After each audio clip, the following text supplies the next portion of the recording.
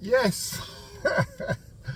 I've just been told an interesting story. A guy is telling me he works in the city of London, Liverpool Street, and he came out of the pub and he said he had had a few.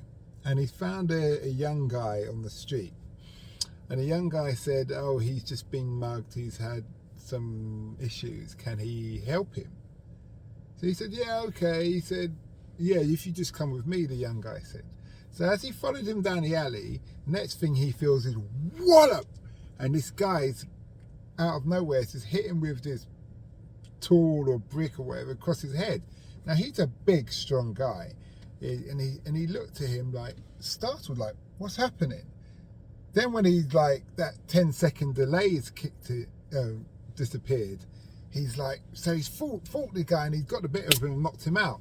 Now, because there's so much CCTV around the area, the police have seen, they've come, they've arrested him, they've woken up the guy who's been knocked out, handcuffed him, and the other guy. So he said in his infinite wisdom, he's watched loads of TikTok and YouTube videos, and he decided he'd say his name, but he's not saying anything else. He's not going to get himself in trouble. So he said, and he thought also, CCTVs everywhere, why don't the police just watch the CCTV? He said, I was really naive. They're not watching that until like months later. So what happened now, he gets handcuffed, taken to the cell and put in the cell for like 24 hours. Then he gets a local solicitor come along and said, well, you have to go on a caution. He said, I'm not doing a caution, I'm innocent. So why am I doing a caution? It's self-defense. The guy could have killed me. Anyway, he said, well, you need to. He said, no, I'm going to fight it in court.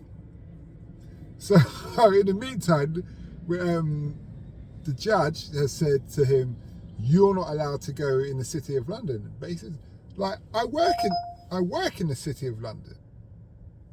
So what happens now is, okay, you work in the City of London, well, I can't go there, and nor can the other guy who tried to attack me.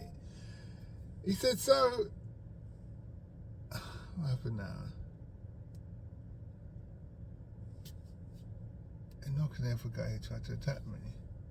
He said, but either way, they've told me I can't go in the City of London. I still went in there. I just went there like with a wig, sunglasses and a baseball cap in disguise. He said, I said, did you tell your work about it? He said, no, I certainly didn't.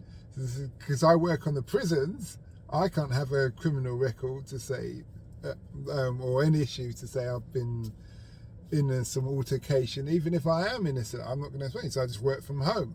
I said, oh, okay. He said, eventually I got a letter from the courts to say that you're innocent and don't worry, nothing more will become of this issue.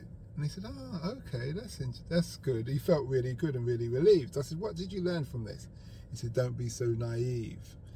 I said, I'm glad you realise that. I said, why are you helping people on the street? This is London. You don't help people.